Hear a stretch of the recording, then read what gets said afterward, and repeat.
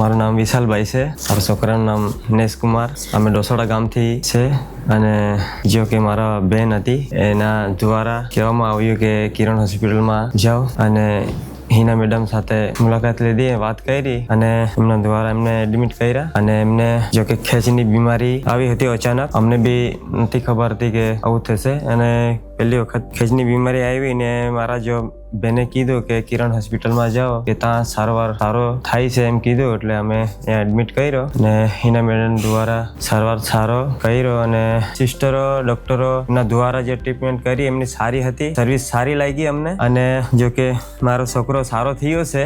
કોઈને બી ખેંચની બીમારી થાય તો ઇમરજન્સી સેવા ચાલુ છે અહીંયા અને સારો સારવાર થાય છે.